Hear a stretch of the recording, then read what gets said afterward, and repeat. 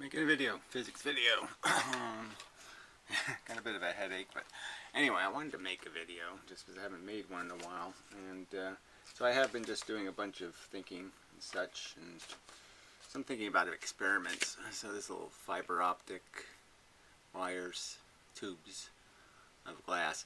Anyway, and I was thinking about the sourcing of light, in the two-slit experiment, that you could get a pretty, you could get fiber optics to have independent sources very close to each other, and see if I can duplicate anything. So far, nothing magical. I have to set up the camera for trying to video some of it, maybe. I mean, the effects are interesting, but I don't know if they're telling. Obviously you're using diminished light source, and so it's a little more complicated, obviously, to see something when it's less light and all that crap. But anyway, but I was thinking about the two-slit thing, and just I've been researching, thinking and watching stuff, and so I'm just trying to compile it in my own head. But there's a fundamental problem, with the two-slit. The explanation given, it's more than just this. It's more than just the idea that photons have all this character that only reveals itself in this circumstance. It just seems kind of wrong. But it violates some, fundamental things like the speed of light. I didn't really realize that when you really think about the two-slit experiment, it's entanglement. It's a lot of things again. It's this whole idea of, you have to break the laws of physics, essentially, for this to happen. And it just doesn't make much sense, from my perspective. So anyway, the common explanations, you see out there, again, and they always sort of misrepresent, how the experiment should be drawn, is that, the two-slit experiment really is the micro-impediment experiment.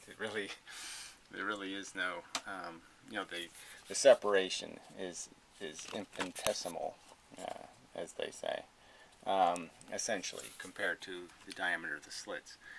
And lots of different phenomena that's very kind of non-intuitive. You have multiple impediments. Then all of a sudden your pattern gets more and more refined and separated, so it increases the separation of the image interference pattern, where intuitively it'd say there should be more noise, not less noise. The pattern shouldn't get bigger and bolder, it should get smaller and smaller. But anyway, so the fundamental math kind of goes like this, like the photon comes in, does this magical go through both thing, at the same angle, and that somehow there's this diffraction or whatever, where they end up at the same place coming from these different locations. And just fundamentally, you can just kind of figure out that one of these two lines is going to be longer than the other. Okay, any non-parallel is going to lead to one line having to be longer than the other. And so, how do you explain that? I mean, with the speed of light, as a rule. And let's just concede that gravity isn't faster than the speed of light. Nothing else that we know of is faster than the speed of light. So then how does this accomplish this task of ending up at its destination, even if it's out of phase? I mean, the argument is it's out of phase. Well, if the experiment is done with a single photon, it's argued, it has been done that way, that you get the same result. So you'd have to argue that the single photon, has this real problem of getting to the destination regardless of what its phase is, regardless of where it is in this cycle of this wave. It had to get there faster than the speed of light. It had to travel too much distance, more distance than something moving in a straight line at the speed of light. It traveled more distance and got there at the same time, even though it's out of phase. I mean, it can't get there late. It has to get there at the same time, theoretically, to make any sense. Well, anyway, so that doesn't really go anywhere for me. Another part of this whole thing is this interference pattern, is described as it's described as this nothing. Well, you end up with the bars. The bars are the important part, right, where the nothing is. So there's nothing, nothing. What's sort of interesting about that the nothing isn't really what you would think, like the low point of the wave. So it's almost like alternating current. That this light, the wave has peaks and dips, and right at the center it still has peaks and dips. So as you move the filter in, you should have double peak and double dip. And the nothing really is where both of those cancel out perfectly and you have a straight line. So that's another part of this that's a little kind of non-intuitive when you think about it. This interpretation that somehow double down, the double recession, the double low, is perceived, is seen as exactly the same as two peaks. So, that's sort of not intuitive. One would think that the completely negative state of the photon would be its lowest state, not some middle place. It's just part of it. It doesn't ring true somehow. So anyway, so yeah, I don't have anything new to add except that I think it is refraction. And so I'll blend this subject with these other subjects in the sense that, I've been doing some thinking about what moves photons, right? And so the argument here is that there's sort of the movement is it's being created somehow by the slits.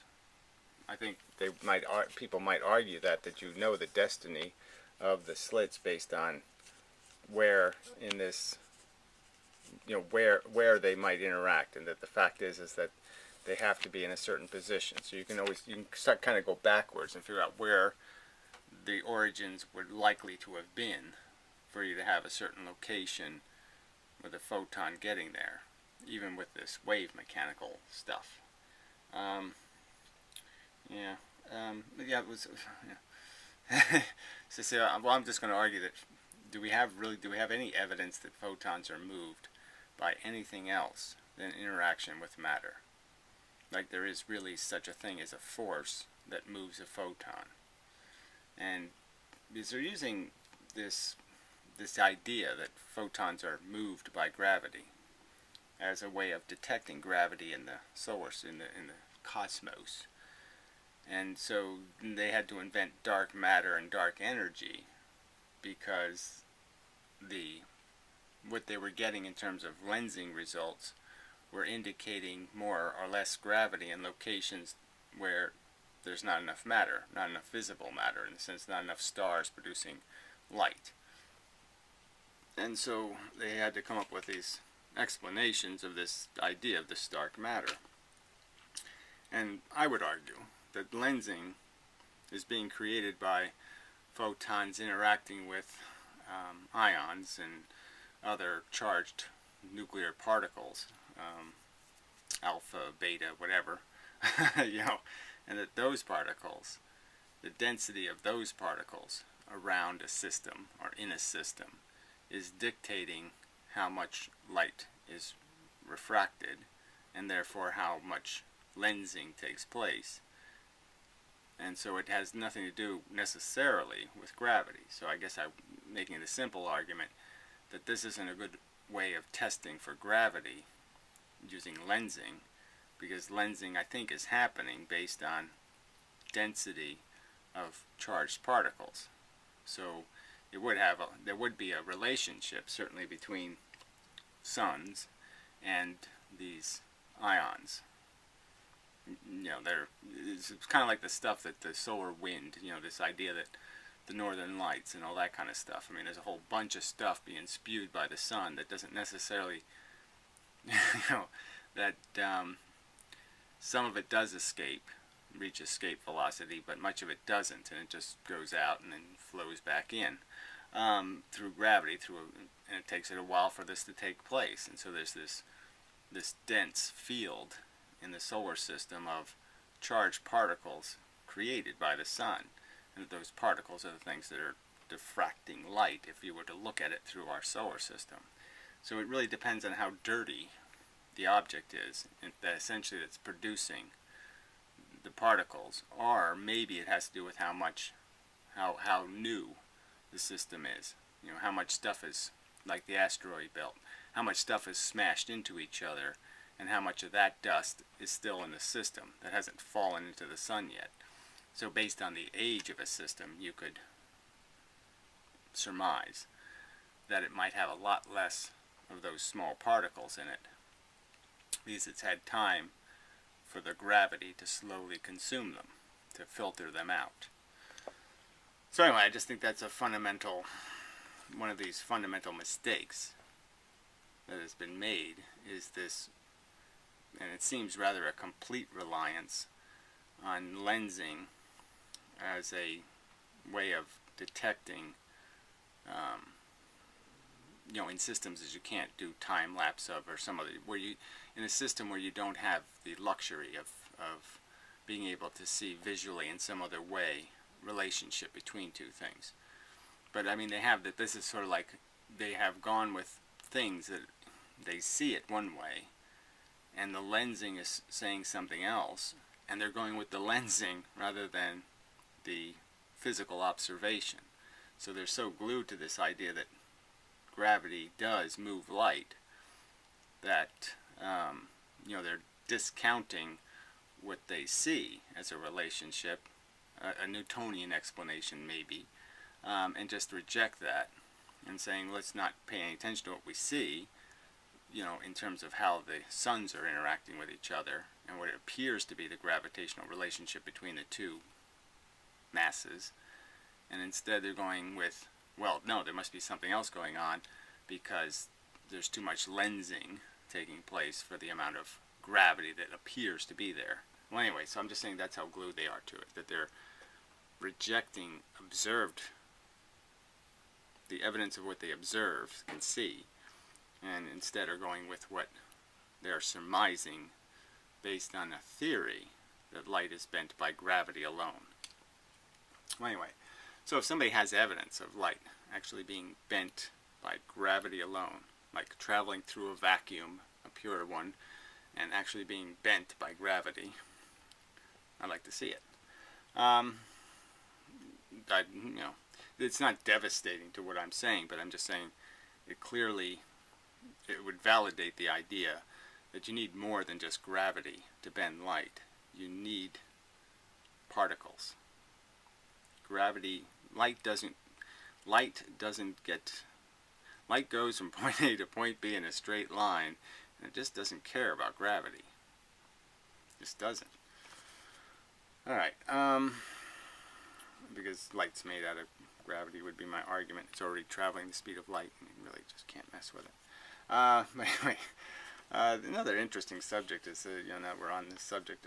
You know, I was getting into some of this refraction stuff, you know, the angle of the incidence and the, you know, the idea that stuff reflects, and if there is any such thing as a real reflection, in the sense that, you know, and they still talk this way, which is sort of annoying because I think physicists know better, but they talk about how light moves slower through glass or through water, and you're like, you really don't mean that, right?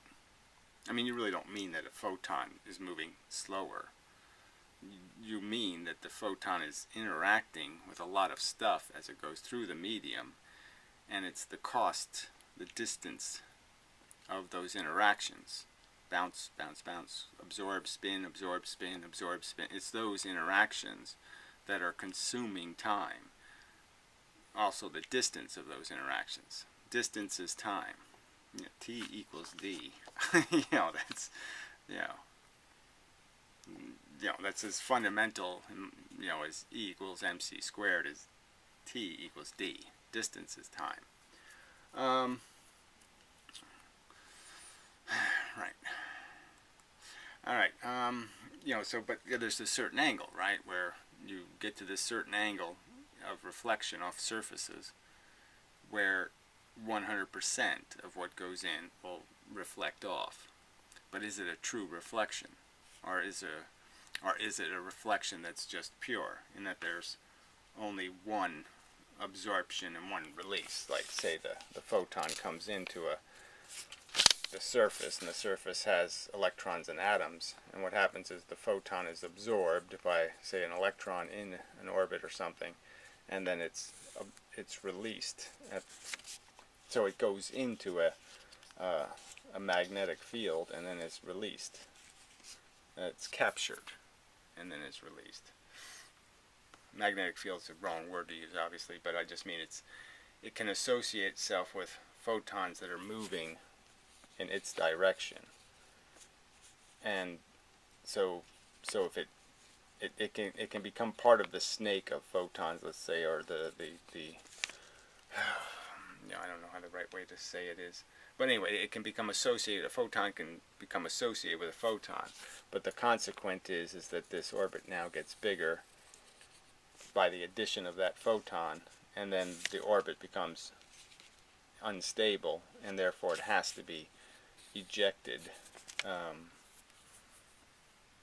so that's all I'm trying to say is that that's the nature of reflection. Reflection is it goes in and then it comes out, and it's doing this angular thing because it's consuming some extra time. There is a little bit of, you slow something down a little bit with each reflection. So I guess that would be a sort of an interesting experiment, is to reflect light, at the acute angle many times, off many mirrors. But I guess that's sort of what a fiber optic cable does, right? So the speed at which light is slowed down, well, see, it's also traveling through a medium, which is the plastic or the glass. So you can't really use that. I mean, you have to know how slow the medium itself is. How much of that is slowing it down. Just colliding with the molecules of the substance, and then colliding. Because what a fiber optic tube is basically doing is it just keeps bouncing light at that acute angle, so it can't leave because it keeps 100% reflecting inside the tube.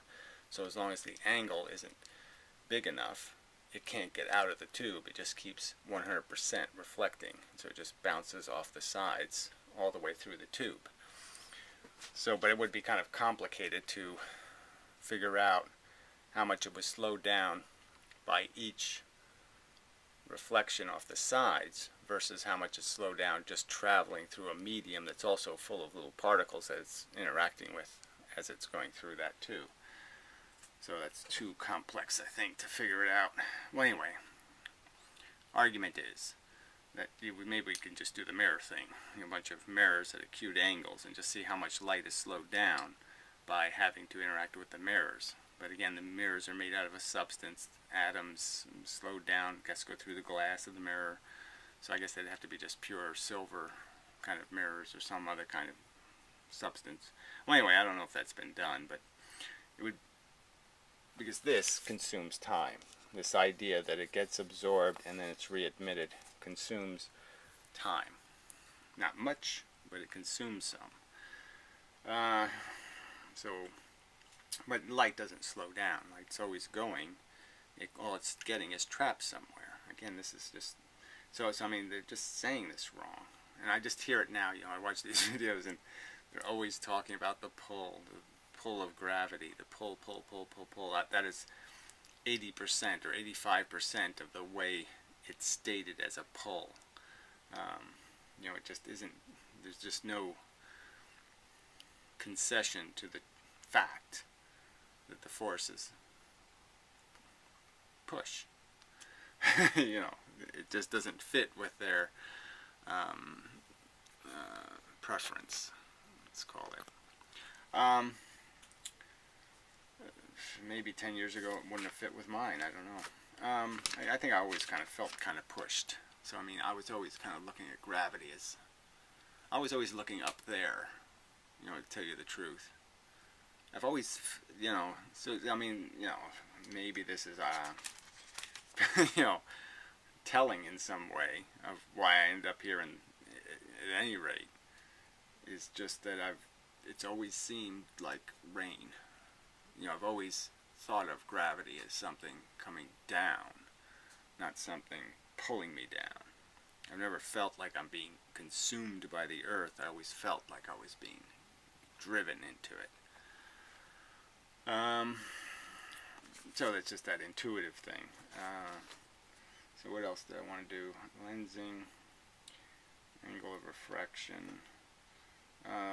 You know, and the speed of light thing, it's just so critical. Like I think any theory, description, that has built in it some presumption that something can communicate based on information provided moving at this faster than the speed of light would tend to be bogus. So I mean, a photon reading the environment with like a radar that moved faster than it was moving and detected the environment ahead of it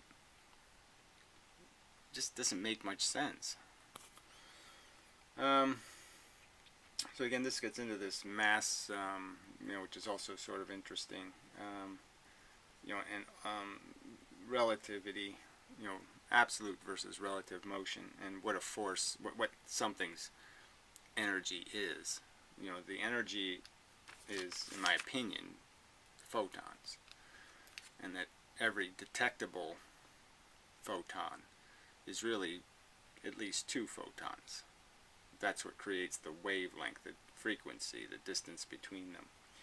That's another thing that's just so, you know, I've talked about it before, but that the energy it takes, the non-wave that creates waves, the force that creates a wave, is very different. You know, the thing that plucks the string is very different than the wave traveling through the string. The vibration the string acquires is very different than the mechanism that creates it. The mechanism that creates it has to have jarring velocities. You know, I've argued this before, but I mean, if I want to move my hand up and then move my hand back down, I have to accelerate very fast, and then I have to slow my hand down, and I have to stop my hand, and then I have to speed my hand back up again. So I mean, the velocity, if you were to just draw it as a, you know, your you know, as a thickness, you know, going up, you're traveling your velocity very high, then you have to slow down to get to the peak, and then you have to speed up really high velocity and push your way down and slow down at the base again. And that's the force, that's the motion, you know, necessary to create a frequency, a wave in a medium. And so this ends up being an interpretation of this. It's not the same as it. What happens to the medium is different than what the thing that caused it is doing.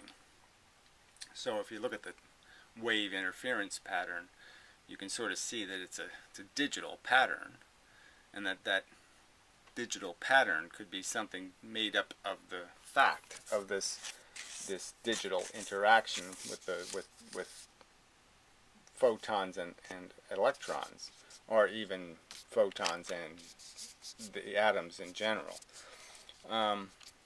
Is that, you know, there's motion. You know, this electron is moving. The electron itself is swirling. You know, you have all these different movements made in here, and that there would be a tendency, likely, that this only does this, just like that reflection deal, where you have to have this low angle, and then you get 100% reflection. So everything in this angle has the same exact. It does the same thing in the sense that it will not go this way. It will not go through the medium. It will bounce off. And the same kind of rules would exist inside of atoms or electrons, where they're only going to behave a certain way under certain circumstances. And that's what's being revealed in the two-slit experiment, is the fact that atoms do not, or electrons, let's say, when a photon goes in, they will not release one at this angle. You know, they can either do like, you know, 50%, 25%, or 50%, but they can't do, you know, odd numbers. You know, they only do something based on a pattern. You know, the rigidity is built into their structure. And you sort of see that with some of the constants. You know, they have these different constants. I mean, one of the important ones is called, oh, what the hell is it? Alpha or something. And it's this 137 number, right? It's supposed to be a big important number. I still haven't quite figured it out. It's not in any units. It's just 137. It's okay, cool. It has something to do with energy and frequency and stuff, but I don't, and it's the relationship between energy and frequency, something like that. But anyway, but yeah, the point is that there's this rigidity to this mechanical system, and it can't, it does things in a kind of digital way. Things have to meet strict circumstances, and there's a strictness to the laws of those circumstances. So anyway, that's not exactly where I wanted to go, but this is just an important feature of this whole thing, is this recognition that this is see, I would argue that all sound waves are created by instruments that have to move faster than the speed of sound. That somewhere in this creating motion, you have to move faster than the speed of sound, or you can't create enough distance in the same amount of time. So to create a frequency, you have to have enough time to get to the top and back to the bottom again. And so you have to be able to create a necessary disturbance in the medium. There's just the rule that you're going to have to, somewhere in this motion, move faster than the speed of sound to create a wave that will propagate through mediums that carry sound. It's just a rule. Anyway, and the same kind of rules apply to the creation of all these things that are called waves. So what my argument is that light is this. Light creates waves. Light is not a wave. The photons are deliberate things. They do this all or nothing thing. So another way you could convert this kind of thing is to say it's all or nothing. You're either at this point or you're at this point. The photons are either there or they're not there. Right? There's photon, and then there's space, and then there's photon. There's nothing analog about it. It's either there or it's not there, or it's not there. And then there's another one, and it's there and it's not there. It's all or nothing. But it's that frequency of the all or nothing. It's the frequency of that peak that is converted into the wave. But the photon doesn't have any wave built into it. The photon only has association with other photons, and it's those associations that create all or on, off, photon, space, photon, space, photon, space, photon, space. That's what's creating the wave. But it's an all or nothing thing that's creating the wave, it's a very binary thing. Okay, enough on that, I believe. So what else did I want to... I know there was some other thing that I wanted to bring up. I did the two-slit thing, the frequency thing, the gravity thing, lensing thing. Yeah, that's sort of an important one, is to find some sort of absolute evidence. But again, I was talking about the relativity, and the fact that I believe that it's an absolute. Your velocity is absolute. It's all combined. It's obviously relative. Me and this bottle have the combined velocities that are identical. Whatever our true vector through space is, and we have a true velocity vector through space. I mean, we might not have any movement at all, but I mean, that seems unlikely. So we are moving through space, the entirety of space, the objective space, with exactly the same combined velocity vector, whatever that may be, this way, that way, up, down, whatever we're doing. And so having the same neutral state, consistent state, now everything's relative between us. Now we can depart from each other's path, and we can see that departure. So in that sense there's relativity, but there's an absoluteness underneath it all, and that's what creates what we define as mass and force. Energy is just merely directionality of that stuff.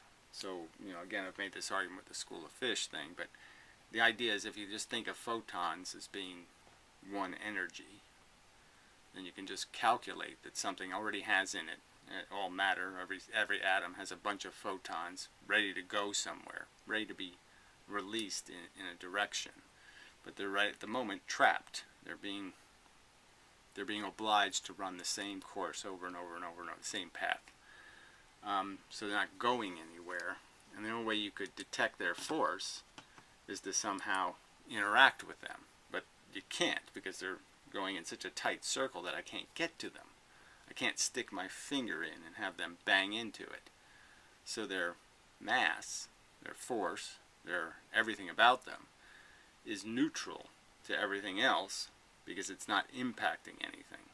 It's not colliding with anything. It's just traveling an infinite amount of distance in a very small amount of space. But as soon as you start migrating, adding velocity, more and more of those photons, more and more of the bits that make up the electrons and the protons and the neutrons, more and more of those bits are tending to go in one direction more than any other direction relative to each other. They're already moving in an absolute direction. We don't know what that is, but it's already an absolute direction. And they're being changed as something moves. Whether they're being changed or they're changing it, it doesn't really matter. But the point is they're being influenced by gravity, or some other photons moving into it. So when I did this argument, the light comes in, what it ends up doing is imparting directional information to this electron. So this electron will end up perhaps moving in this direction a little bit, because the exchange was this one is now moving in this direction. So that change in direction, it imparts whatever the change was. So however this thing changes, in a kind of a conservation way, you wouldn't think of it as conservation because we think change requires energy, but it doesn't require energy because this is energy. Energy doesn't use energy when it changes direction. So what's happening is this one changes direction by a certain angle, and this body also changes direction by a certain angular momentum. I mean, it won't be, obviously it's affecting something much more massive than itself, so the effect of that extra motion will not be as obvious. It won't get the full angular value out of it. It has to do it in increments, so it's affecting some of the photons in the electron, and then if enough photons are affected, the electron will move. But I'm just saying it's imparting a value, a tendency, an element of I'm going this way is imparted, is transposed into the thing that made this electron go out this way. But you can sort of see that with gravity. If I use the moon, you know, to get back to the Earth, to preserve my preserve my velocity, I use the moon's gravity, and I get captured in the moon's gravity, and then I leave. The fact is, I will affect the moon. It ends up being neutral because I'm going back to the same point. But if I was to use the moon's gravity, if I was to go into the moon's gravity, spin around a few times, and then go out at some other angle, not the same angle I came in at, I would end up pushing the moon a little bit in that direction. You know, the equal but opposite angle. The moon would end up being pushed a little, based on the fact that I left it a different direction. If you leave the same way you came in, everything will end up neutral, because you'll just be consuming the vector. The vector you gave will be the vector you'll subtract, is the point. But if the two don't subtract and there's a remainder, that remainder is imposed on the thing you interacted with. Yeah, I think that's pretty. I think even physicists would grant that sounds right. I think. Anyway, so what do I want to do with this velocity thing again? Yeah, so it's this whole idea of mass. Mass is just a function of your acceleration, essentially. A function of your velocity. And so you have built into you a capacity to have velocity based on your based on your atomic mass. It's not the right way to say it. Mass is something we talk about based on what it seems like you have based on what gravity will do to you. What a given gravity will do to you. But gravity is accelerating you. And that's how we're detecting mass, is based on having some portion of your substance moving. But your actual mass is the thickness of the density of your atomic weight. That your atomic weight is your real mass.